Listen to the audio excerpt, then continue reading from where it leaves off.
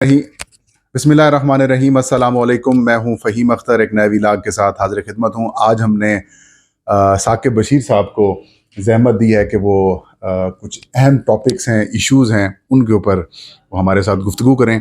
दो अहम और बड़ी दिलचस्प किस्म की ख़बरें हैं। पहली ख़बर तो ये है कि वफाकी हुकूमत ने सियासी शहीद शायद बनने के लिए सुप्रीम कोर्ट ऑफ पाकिस्तान से बराह रास्त टक्कर लेने का जो है वो फ़ैसला कर लिया है। और कल एक प्राइवेट मेंबर्स बिल जो कि कौमी असम्बली में पेश किया गया, इलेक्शंस एक्ट 2017 में मज़ीद तरमीम का, जिसके तहत तहरीक इंसाफ में आज़ाद अरकान की शमूलियत को रोकना और फिर मखसूस नशिस्तें तहरीक इंसाफ को ना देने के मकासद थे, उसमें आज कैमा कमेटी में उसकी मंजूरी हो गई है। इसके ऊपर अदालतें क्या कर सकती हैं, साकिब साहब से इसके ऊपर कमेंट लेंगे। और इसके साथ रऊफ़ हसन जो कि पाकिस्तान तहरीक इंसाफ के मरकज़ी सेक्रेटरी इत्तलात और तर्जुमान हैं, उनके को भी आज दूसरे मुकदमे में उनको रिमांड कर दिया गया है। एक में उनको जुडिशल रिमांड किया गया, तो दूसरे में उनको गिरफ्तारी डालकर 2 रोज़ा जिस्मानी रिमांड ले लिया गया है। साकिब बशीर साहब से डायरेक्ट जाते हैं। साकिब भाई, एक तो आपका बहुत शुक्रिया। ये बताइए कि वफाकी हुकूमत ने जो 2 प्राइवेट मेंबरान का एक बिल था, इलेक्शंस एक्ट 2017 में मज़ीद तरमीम का, उसकी आपने खदोखाल पढ़ भी लिए होंगे, देख भी लिए होंगे, मकासद भी आपको समझ आ गए होंगे। ये जो आज वजीर कानून साहब ने कैमा कमेटी से उसकी मंजूरी भी ले ली, और ये वो फरमा रहे हैं कि इसका इतलाक माजी से भी हो सकता है, तो क्या इसका इतलाक माजी से हो सकता है और क्या सुप्रीम कोर्ट इसके ऊपर कोई एक्शन वगैरह या फिर कोई आप समझते हैं कि जो अपना तफसीली फैसला वो जारी करेगी उसमें कुछ वजाहतें आएंगी?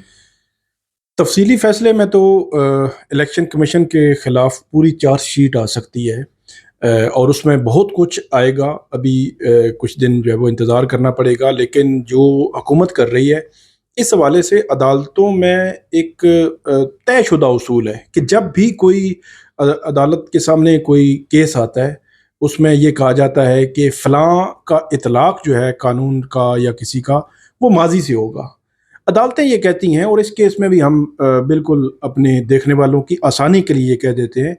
अदालत ये कहती है कि 8 फरवरी को या 8 फरवरी से पहले जब इलेक्शन शेड्यूल जारी हुआ, जब नॉमिनेशन फॉर्म्स जमा हो रहे थे, जब जो है वो पॉलिटिकल पार्टीज़ अपनी लिस्टें जमा करवा रही थी, या इलेक्शन हो गया 8 फरवरी को, या प्री इलेक्शन, इलेक्शन डे या पोस्ट इलेक्शन, जितने भी इवेंट्स थे वो जिस वक्त हुए, जो कानून एग्जिस्ट करता था, जो उस वक्त के जो जितने भी लोग उसमें इन्वॉल्व थे, उनको तो नहीं मालूम कि आगे जाकर 30 जुलाई को एक जो है वो हुकूमत जो है वो नई कानून साजी करेगी। तो उसका वो कहती हैं अदालतें कि उसका इतलाक माजी से नहीं होगा। ये एक मतलब हैरान कुन है। पता नहीं जो हुकूमत वक्त है उनको ऐसे मशवरे कौन दे रहा है, और जो फिर डायरेक्टली 12 जुलाई के सुप्रीम कोर्ट के उस फैसले को हिट किया जा रहा है, उस फैसले को गैर मुअस्सर करने की कोशिश की जा रही है।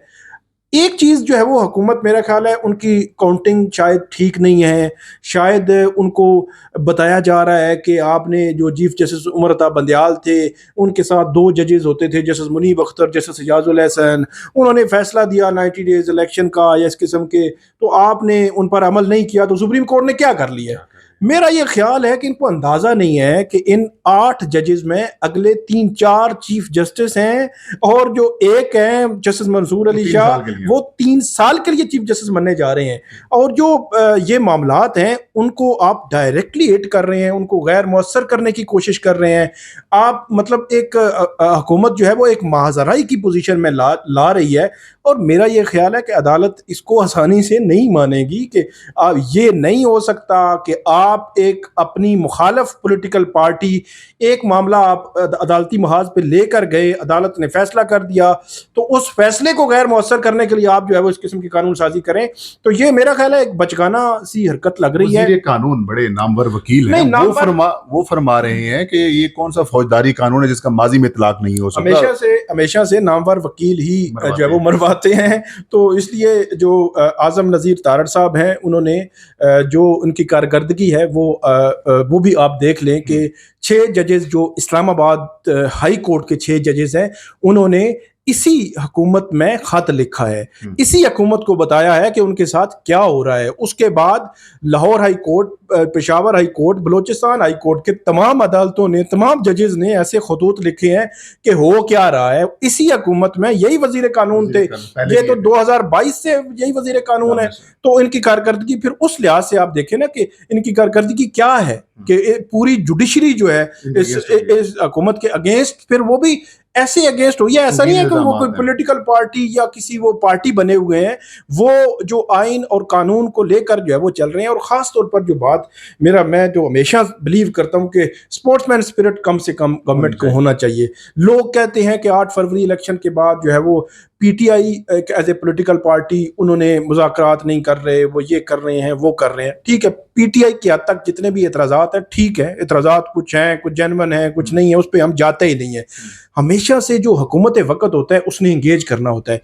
अब हुकूमत की हालत देख लें कि गवर्नमेंट ने क्या इंगेज किया है। उसकी हालत ये है कि वो अपने जो इलेक्शंस हैं उनको बचाने के लिए पहले इलेक्शन एक्ट तरमीमी बिल वो लाए कि रिटायर्ड जज लगवाएं और आप ट्रिब्यूनल इलेक्शन तब्दील भी कर सकता है। किसके लिए? सिर्फ अपने बेनिफिट के लिए कि हमारी जो इलेक्शन पिटीशन जो है पेंडिंग है इलेक्शन ट्रिब्यूनल्स में, उनमें कहीं हमें कुछ ना कुछ जो है वो रिलैक्स हो सकें। रिटायर्ड जजेस के पास मामला जाएगा, अगर कोई जज इस तरह होगा तो ट्रिब्यूनल तब्दील भी हो जाएगा। तो उसको अपने पर्सनल बेनिफिट के लिए उन्होंने लेजिस्लेशन की, उन्होंने अपनी ही कानून साजी तब्दील अपनी कानून साजी को, मतलब 2023 में जो कानून साजी की इलेक्शन एक्ट में, उसी को 2024 में तब्दील कर, मतलब इलेक्शन से पहले जो कानून साजी की कि ये हमें फेवर करेगी, उसी को जो है वो तब्दील कर दिया। नहीं, ये तो हमें फेवर नहीं कर रही, हमें एक और जो है फेवर करेगी। फिर आर्डिनेंस, जो अभी आर्डिनेंस लाए, जो नैब का आर्डिनेंस, वो देखें कि आप ये कैसे हो सकता है कि आप एक अपने पॉलिटिकल जो मुखालिफ है उसके लिए ला रहे हैं। मतलब डायरेक्टली इमरान खान पे जो तोशाखाना का केस है, 14 से 40 दिन आपने कर दिया रिमांड। आज जो इम्प्लीमेंट हो रहा है, जिस दिन ये आया था ऑर्डिनेंस, उसी दिन मैंने तो लिखा था कि ये पर्सन स्पेसिफिक और केस स्पेसिफिक ऑर्डिनेंस है, और आज इमरान खान और बुशरा बीबी पर वो हो रहा है। अब जो लेजिस्लेशन ला रहे हैं, अब दोबारा से ये मखसूस नशिस्तें वो हासिल करना चाहते हैं। फिर जो स्पोर्ट्समैन स्पिरिट की मैंने बात की कि आप जो है वो कम से कम, ज्यादा नहीं, कम से कम आप ये कहते हैं कि ठीक है जी, हमने आपकी ये मखसूस नशिस्तें मान ली हैं, आप आए, टेबल पे बैठते हैं, ये जो पॉलिटिकली अदम इस्तेकाम है इसको ख़त्म करते हैं, चीज़ें जो है वो स्टेप बाय स्टेप देखेंगे। ये नहीं हो सकता कि आप कहें कि पूरा हम हुकूमत हम आपको दे दें ये वो, लेकिन अब आपकी रिजर्व सीट्स वाला जो मामला है, इस फैसले को मानते हैं, आप असम्बली में आए, यहाँ आप मामला जब देखें, बज़ाहिर ऐसे लगता है कि गवर्नमेंट अपनी उस प्रोटेक्शन के इर्द गिर्द घूम रही है, क्योंकि बहुत ही कमज़ोर हुकूमत है। बिल्कुल।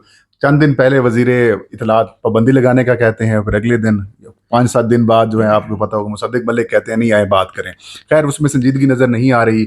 एक तो बात ये होगी कि ये हुकूमत संजीदा भी नहीं है, और दूसरा फिर अपोजिशन को इंगेज भी नहीं कर रही, अपनी मुश्किलात बढ़ा रही है। और सोने पे सुहागा जो अगले आने वाले 4 चीफ जस्टिस साहिबान हैं उनके साथ भी महाजरा इख्तियार करी। इसका सीधा सीधा सा मतलब तो ये है कि साकिब साहब के ये चाहते हैं कि हम सियासी शहीद बन जाए, कोई बयानिया मिल जाए। एक और चीज़ जो नज़र आ रही है, कल जस्टिस मोहसिन अख्तर कियानी साहब ने भी एक बात की कि लापता अफराद वाले मामले पर हुकूमत ख़त्म करने का ये बेहतरीन केस है। एक दरख्वास्त पीटीआई की इंतखाबी धांधली की तहकीकात से मुतालिक सुप्रीम कोर्ट में भी ज़ेर इल्तवा है। अगर तो ये लड़ाई महाजराई हुकूमत चाह रही है तो क्या वो केस भी खुल सकता है साकिब साहब? और उसके तहत आपको पता है फिर फॉर्म 47 वाले मामला खुलेंगे और हुकूमत जाती हुई नजर आएगी आपको। ये जो बात ख्वाजा आसिफ ने भी की थी कि अक्टूबर नवंबर में, और मतलब बड़ी अजीब सी थी कि अक्टूबर नवंबर से पहले आपको कोई प्रोटेक्शन मिली हुई है, या आपको किसी ने कोई कहा है कि यकीन दहानी कराइए कि अक्टूबर नवंबर से पहले वो केस नहीं लगेगा और बाद में लगेगा। मेरा इस हवाले से सिंपल और सादा सा जो है वो अपना मौक़िफ़ है, कुछ भी ना करें, सुप्रीम कोर्ट बिल्कुल उस पटिशन को हाथ भी ना लगाए, सिर्फ ये करें कि जो ट्रिब्यूनल्स हैं उनको एक्टिव कर दें। जस्टिस जहांगीरी को कहें कि आप करें जी काम, आप लाहौर हाई कोर्ट को कहें कि ठीक है जी आपके 8 ट्रिब्यूनल्स हैं, आप करें काम। इलेक्शन कमीशन का क्या काम है उसमें पार्टी बनना? इलेक्शन कमीशन कहे कि फलां जज होगा और फलां नहीं होगा। एक हाई कोर्ट के जज जिसने हल्फ लिया हुआ है वो अगर पूरी कौम के केसेस जो है वो सुन सकता है तो क्या इलेक्शन पिटीशन नहीं सुन सकता? तो इसलिए सिर्फ ये काम कर देना, कुछ भी ना करे सुप्रीम कोर्ट, और ये काम कर दे, वो स्टे खत्म करें, ट्रिब्यूनल एक्टिव कर दें। मैं आपको लिख के देता हूं कि ये अगर ट्रिब्यूनल्स में 10% भी फैसले आना शुरू हुए ना तो ये हुकूमत हिल जाएगी, खत्म हो जाएगी। बिल्कुल सही बात है। और वैसे भी इलेक्शन कमीशन वो मौकफ देकर फंसा हुआ है कि कंसल्टेशन का कहा जी, गया है। जी। कंसल्टेशन का मतलब ये हो कि नाम दिए जाएंगे। और सिंध हाई कोर्ट के जो चीफ जस्टिस थे, जस्टिस अब्बासी साहब, जी जी, उन्होंने अकील कहा, अब्बासी। अकील अब्बासी साहब, उन्होंने कहा मेरे पास तो ऐसा कुछ नहीं आया, मैंने जो नाम दिए वही नहीं, इलेक्शन। उन्होंने कहा कि मेरे पास आते तो फिर मैं बताता आपको कि इस तरह जनाब कंसल्टेशन। आप जो है अगर आपने 4 जज रखने हैं तो आप दें जी 10 जज, मतलब उसमें से हम जो है पिक एंड चूज करेंगे। ये क्या बात होती है? जो नाम दिए वही हो गए। तो पंजाब के लिए उन्होंने नया तरीकाकार इख्तियार कर लिया। उम्मीद है कि ये जल्द ही इसके ऊपर भी मामला सामने आएगा। एक और जो इंटरेस्टिंग मामला है, तहरीक इंसाफ के तर्जमान और सेक्रेटरी इत्तलात रऊफ हसन साहब को आज एक और मुकदमे में गिरफ्तार किया गया है। साकिब भाई, वो मुकदमा क्या है और आज की कार्रवाई क्या रही? मुकदमा ये है कि रऊफ हसन जो है वो उन्होंने कोई बारूद उस कोई मीटिंग्स हुई टीटीपी के साथ, उन मीटिंग्स के हवाले से रऊफ हसन जानते हैं। उन मीटिंग्स में कौन था, वो कब हुई, कैसे हुई, रऊफ हसन से वो इन्वेस्टिगेट करना चाहते हैं। फिर रऊफ हसन ने वो बारूद खरीदने के लिए को 3 लाख रुपया भी दिया। अच्छा, ये भी इल्ज़ाम है। और अहमद जंजुआ जो है उस पर ये इल्ज़ाम था कि उन्होंने वो बारूद लिया था टीटीपी से और वो रखा था पीटीआई के सेंट्रल सेक्रेटेरिएट में। तो ये सारा वो कहते हैं कि ये पूरा एक दहशतगर्दाना पूरा एक गिरोह है। नहीं, साकिब भाई, एक बात हाँ। 3 लाख रुपए पटाखे मिलते हैं। हाँ, ये वैसे मेरा ख्याल है उनको शायद याद नहीं रहा। वो जज साहब ने कहा था कि हमेशा जो है वो शापर नीला ही रहा है, हमेशा जो है वो मुल्ज़म पुलिस को देखकर भाग गया है। हमेशा नाम 2 ही हुए हैं, एक अबू बकर और एक हुज़ैफा।